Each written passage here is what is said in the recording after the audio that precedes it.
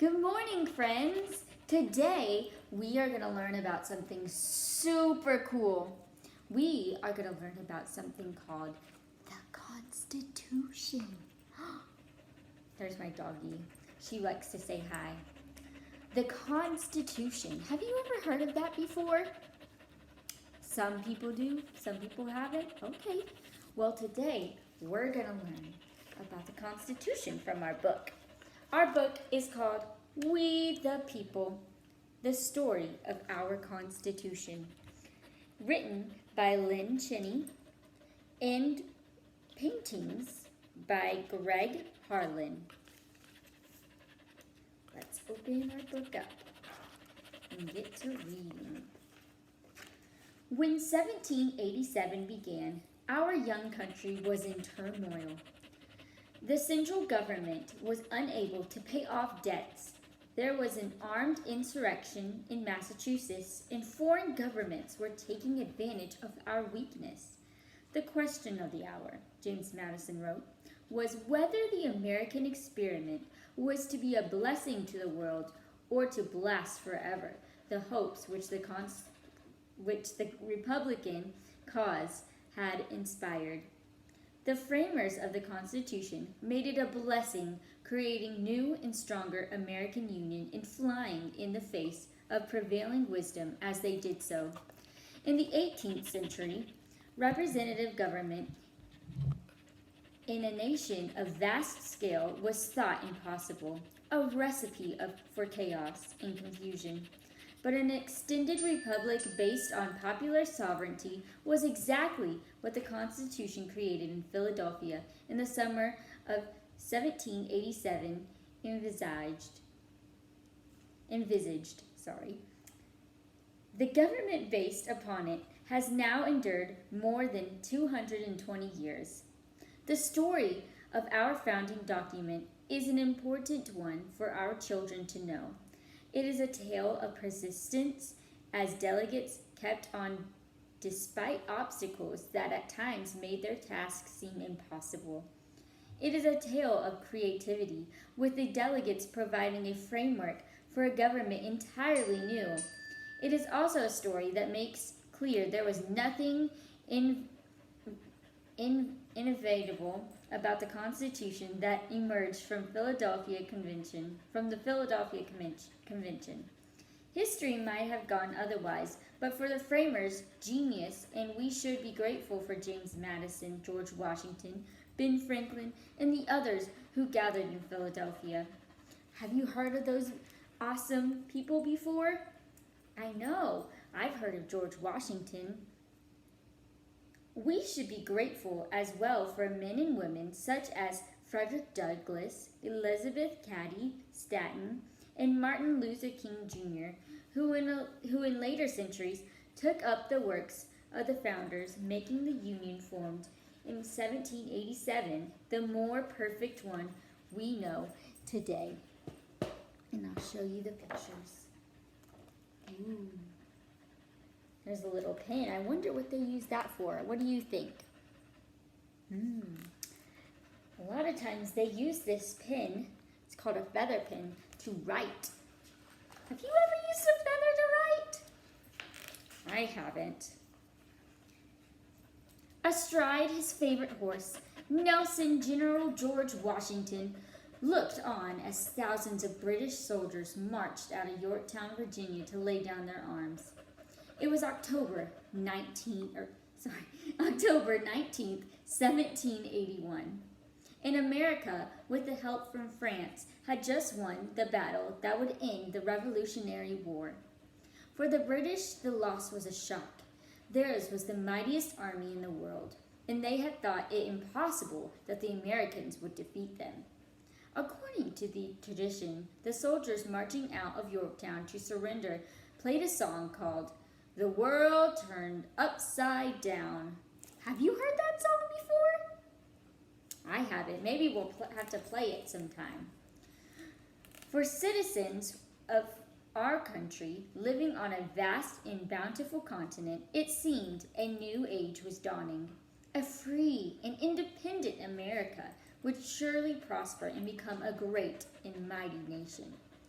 The citizens of America are from this period to be considered as the actors on a most conspicuous theater which seems to be peculiarly designed by Providence for the display of human greatness and felicity.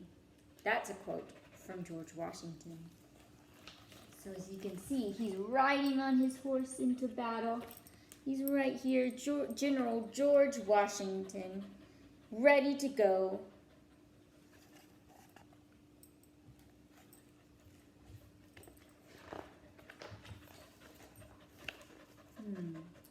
But over the next several years, trouble became apparent. America had adopted rules for governing called the Articles of Confederation, and they didn't work very well. Congress, which was supposed to be in charge of the Confederation or Union of States, did not have enough power. It could not prevent states from printing their own money. It could not get them to help defend America or pay off debts from the Revolutionary War. Other countries, sensing the weakness of the United States, took advantage. The British refused to move out of military posts they were supposed to give up after the Revolutionary War.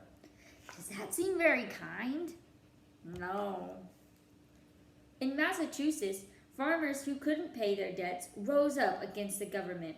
When they tried to seize a building in Springfield where guns and ammunition were kept, militia fired upon them. Americans were killing Americans.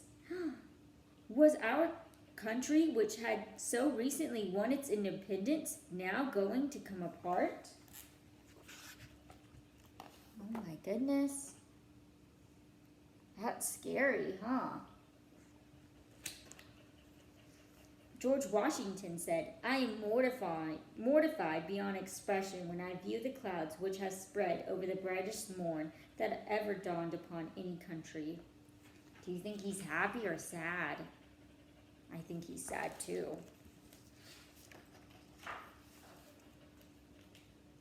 In 1787, delegates from 12 states traveled to a convention in Philadelphia to figure out a better plan for governing the country. Congress had instructed them to revise the Articles of Confederation, but some were thinking well beyond that. James Madison of Virginia, the first delegate to arrive from out of town, had studied how nations worked and was convinced America needed a stronger government than the Articles could provide, and they needed to do it soon. Wouldn't you think? Seems like it's all going crazy. The current government, he believed, was near collapse. In his room at a Philadelphia boarding house, Madison, a small man of great learning, labored over a plan to present to the convention. Labored. I wonder what that means. What do you think that means? Oh, those are some great ideas. Labored. When you labor something, that means you're really trying really hard, and you're really trying, and it might take a long time to do it, but you're working at it tirelessly. Day and night. You're working your hardest. His boldest idea was that the nation's government start with the people. As it was, state legislators were choosing the members of Congress. Madison proposed that the people have a direct say in who represented them. Do you think that's a good idea, to have the people pick who should represent them? Why do you think that's a good idea? I think it's a good idea because if you didn't have somebody who represented you and you didn't see someone who had the same views as you or wanted to speak on the behalf of you to put in laws, that would be really hard, huh? You wouldn't be able to feel heard, right? So it's important to make sure that someone's there on your behalf. You delegate someone or you vote for someone who has those views as you so that you can have a voice and you can feel like your voice is heard. George Washington, who had returned to a private life after the Revolutionary War, arrived in Philadelphia on May 13th, the day before the convention was scheduled to begin. Ooh, he got there just in time. Although he didn't like leaving his beloved home in Mount Vernon, Washington, Washington came to the convention because he was worried. 13 states, all pulling in different directions, were bringing ruin upon America, he believed. Bells rang out in celebration, Washington's arrival, and joyful crowds gathered to greet him. The people of Philadelphia remembered how this tall, dignified man had persisted in the darkest hours of the Revolution, when it had seemed impossible that America would win her war for independence. They remembered how he had given up power after the war when someone had wanted to make him a king. All across America he was loved and respected, which made his presence in Philadelphia especially important. With him at the convention, Americans were more likely to look favorably upon what the delegates decided. George Washington said, "To the man who unites all." Oh, George Washington did not say this. This was a toast given. So a toast is when you stand up and you say something, something nice to someone, or something that you want to say to someone, to other people. It typically is something nice, so that you're celebrating someone. So they said, "To the man who unites all hearts." And that was a toast in honor of George Washington. Here's some of the pictures of him getting out. I wonder what that is. What do you think this is? It looks almost like a carriage. What do you think? I see him getting out. I see the wheels right here. I'll show you. There are wheels, so it looks like it might be a carriage. I'm not sure. And it looks like there's somebody sitting on top of the car. And I bet the horses are on the other side. But look at all the people. They're waving. They're so excited. Have you been so excited to see someone?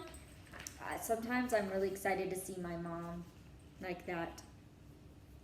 Not until May 25th, 11 days after the convention was supposed to start, were there enough delegates for it to begin.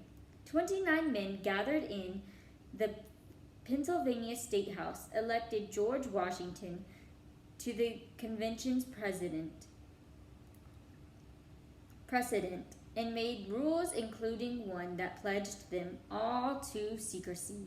Ooh, so they had to keep this a big secret.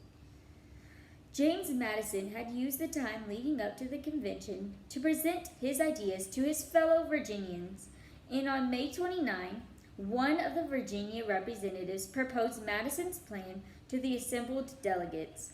As Madison, seated close to George Washington, took notes, Governor Edmund Randolph described a government of 3 branches: legislative, or the Congress, judicial, or the courts, and a nationwide executive. The legislative branch would have 2 parts, or houses, with the people of each state electing the members of the first house. Some delegates argued that the people couldn't be trusted to choose their representatives, but most disagreed. They thought that the place for government to begin was with the people. James Wilson, a delegate from Pennsylvania, said, "The national legislative powers ought to flow immediately from the people." So it looks like they're working hard, trying to share all of their ideas of what they should do. They're taking notes. What nearly brought the convention to an end was the idea of the large states becoming more powerful. Under the Articles of Confederation, Every state had one vote, but the Virginia plan gave more representatives and more votes to states with more people. Delegates from the large states like Virginia and Pennsylvania and Massachusetts thought that was only fair. But delegates from the small states believed that their interests would be trampled upon. I think so too. William Paterson of New Jersey, scolding the delegates for going so far beyond the Articles of Confederation, presented a plan that preserved equality in voting. It was rejected, but the small states would not give up, and delegates continued to argue bitterly. John Dickinson, a delegate from Delaware, said, "We would sooner submit to a foreign power than submit to be deprived of an equality of suffrage." So they were trying to make all the large states have more people to represent them, and the small states didn't get as many. That's kind of sad, huh? You would be mad too, I bet.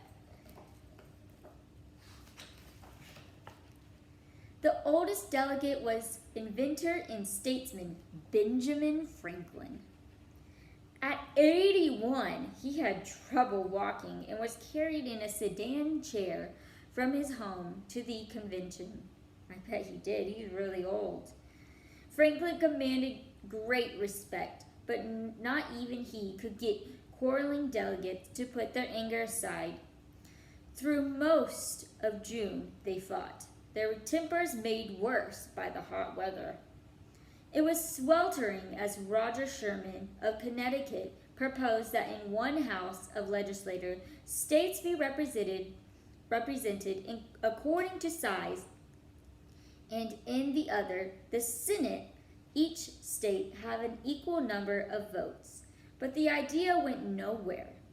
Large states were not willing to give up anything to smaller ones. They were being very greedy, don't you think? Dr. Franklin suggested that the delegates send for a chaplain to lead them in a prayer. The leaders of the revolution had sought God's help, he said, and so should those who were trying to build a new nation. I wonder what is a compromise they could maybe come up with. Let's think about that in our brain. What's a compromise they could come up with in order that both the big states and the little states could have as much representation? Let's keep that thought in our brain. Benjamin Franklin said, "How has it happened that we have not hitherto once thought of humbly applying to the Father of lights to illuminate our understanding?" So he said, how have we not thought about praying and asking God for help like the people did before us?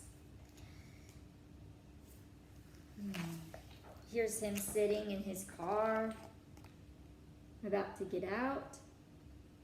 He's ready. Benjamin Franklin is ready.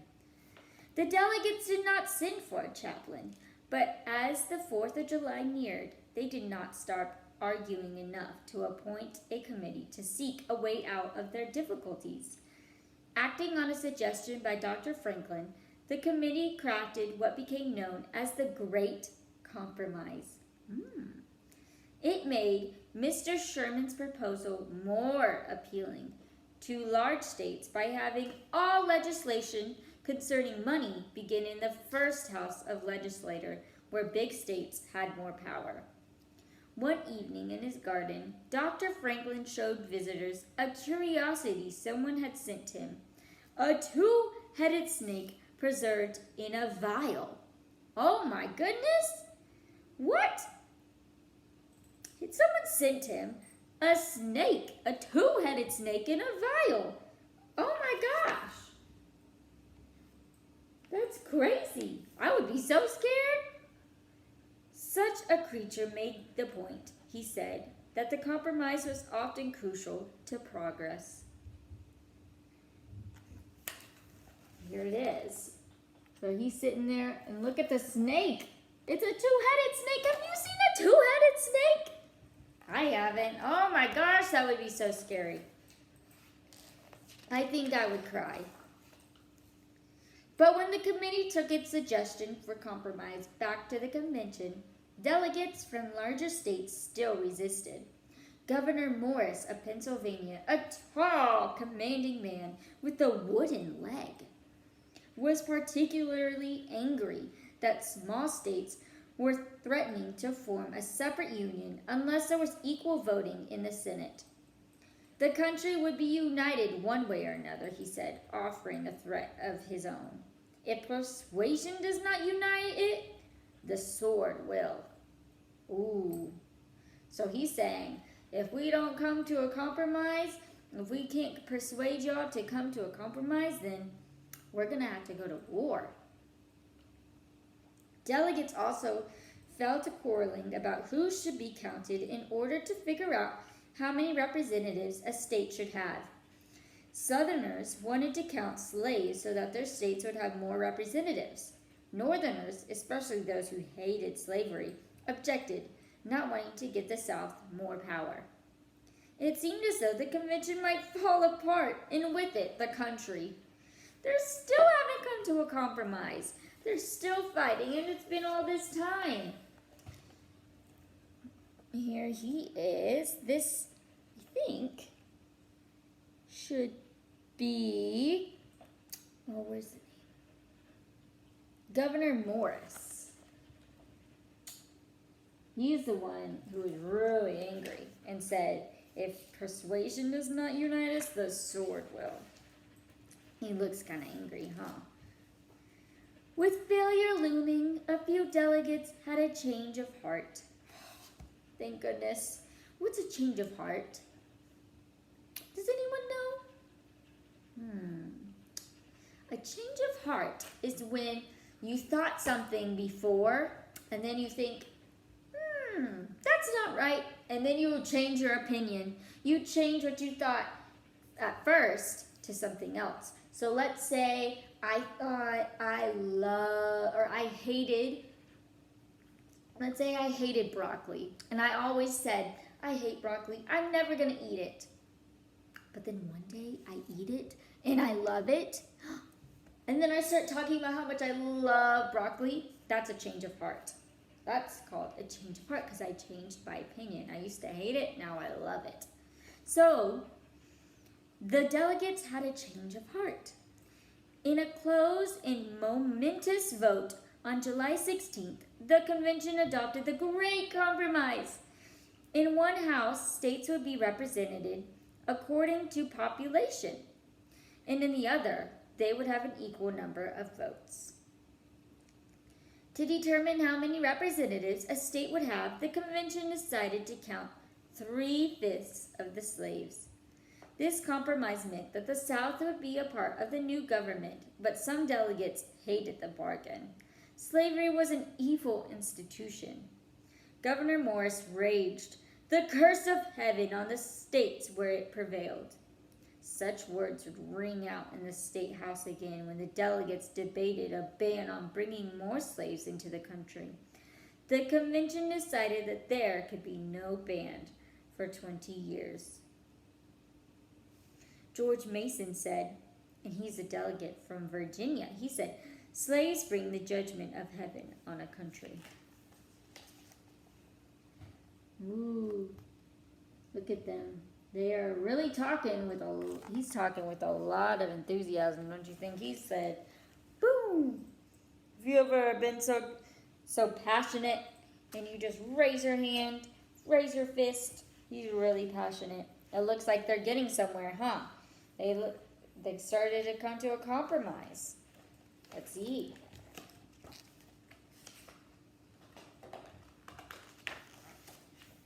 The delegates moved on to other decisions, and by July 26th, they were ready to have a group called the Committee of Detail go to work. Organizing the points that the delegates had agreed to, the members of the committee headed to John Rutledge of South Carolina and wrote the first draft of the Constitution.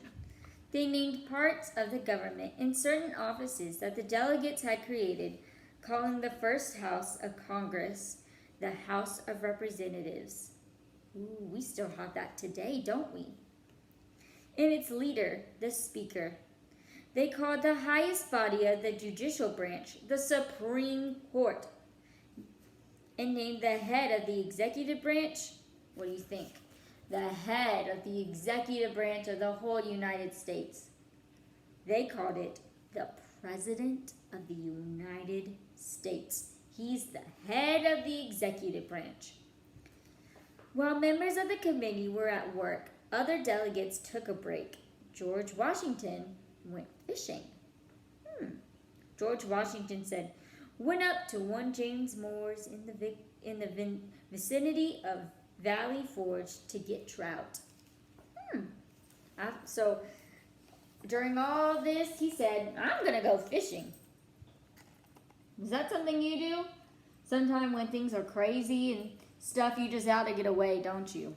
Sometimes I just have to go and take a nice long bath after a crazy day just to get away.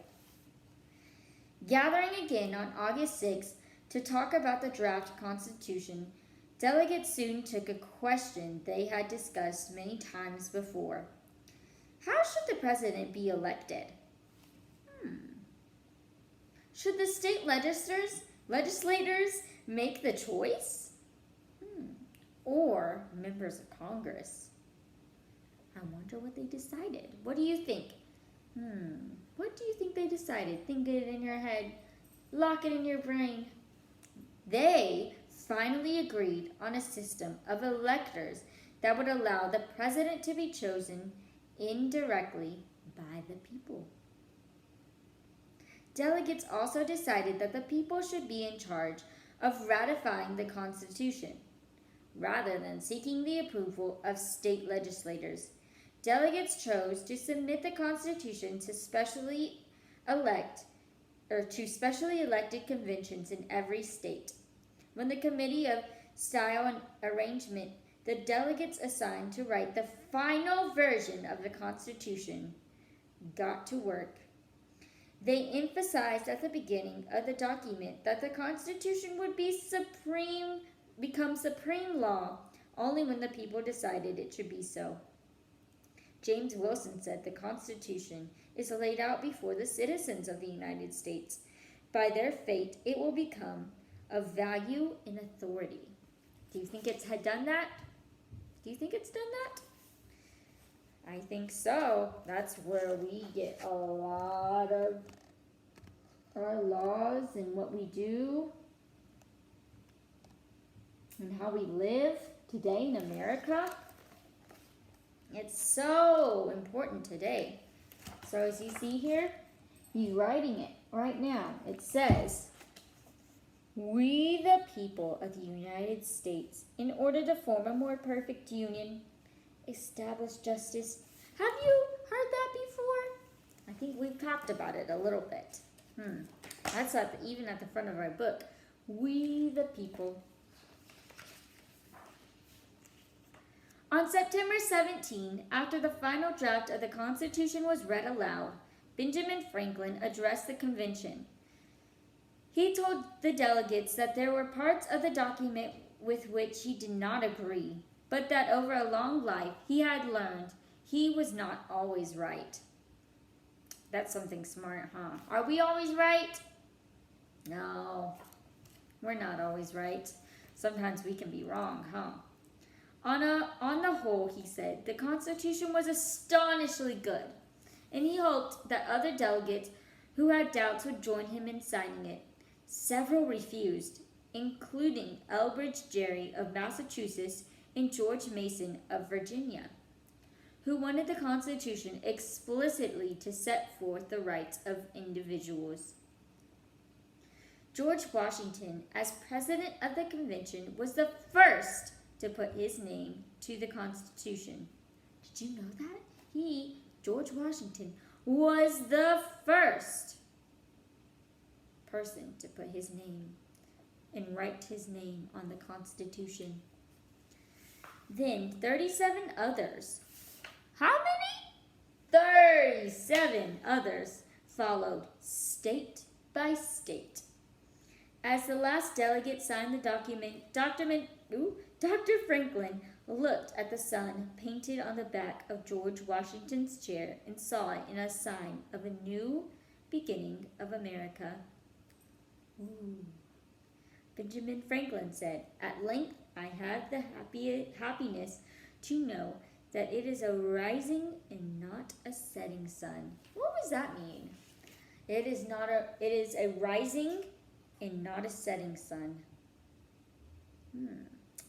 It means that what he's saying is he knows that this is all going and we're rising up to a new nation. It's not setting down. We're not crumbling down. We're rising up just like the sun. And we're creating this new nation. By July 4th, 1788, the people of 10 states, after some time's fierce debate, ratified the Constitution. Since only 9 states required to make the Constitution the supreme law of the country, it was time for a celebration. So 10 states had signed it, but only 9 needed to.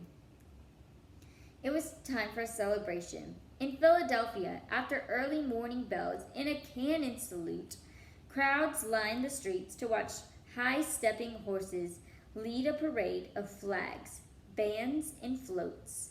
The Grand Federal Edifice, a specially constructed building honoring the Union, passed by, pulled by 10 white horses, a carved and painted 20-gun ship. The Union made its way through the town on a carriage. Citizens of every occupation marched, weavers followed by chairmakers, bricklayers, and gilders, bookbinders by coppersmiths and clergymen, and at the end of the parade came feasting and an oration. "Happy country," proclaimed the convention delegate James Wilson. "May thy happiness be perpetual." Benjamin Rush, a citizen of Pennsylvania and of the United States of America, said, "'Tis done. We have become a nation." Oh my gosh. Look at this. They're having a parade. It looks so fun. Look at that. They're celebrating. They're celebrating that we have finally become a nation and a constitution has been made. It says, under the Constitution, America would become the nation George Washington imagined. A place of freedom in which people can aspire to high goals and seek happiness. A country exemplifying the blessings of ordered liberty. But the Constitution that the delegates signed in Philadelphia in 1787 was not perfect. In being aware of that, delegates included in the Constitution ways of changing and amending it. So they didn't make these final. They knew that it wasn't perfect. They knew that things might not work out. So they made it so that people can change it or amend it. The first 10 amendments, called the Bill of Rights, were passed by 2/3 of Congress in 1789 and ratified by 3/4 of states in 1791, providing protection for the many rights as we have as individuals. They included safeguards for freedoms of speech, religion, and the press. Amendments added after the Civil War did away with slavery and provided that the right to vote will not be restricted on account of race. In 1920, the Constitution was amended to recognize the right of women to vote. So, because they made this, made it so that the Constitution could be changed, people could add things or change things so that women could vote, and it didn't matter what race you were or what color you were, you could vote. The document created in Philadelphia in 1787 has changed as our country has changed, growing injustice over the years.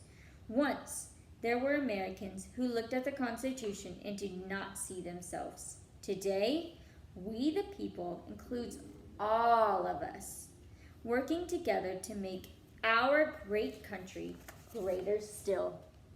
And here's our American flag waving. Wow, I had such fun reading to you guys. I hope you had as much fun as me and you learned so much about our Constitution. So, now if you could stand up, we're going to do a fun activity.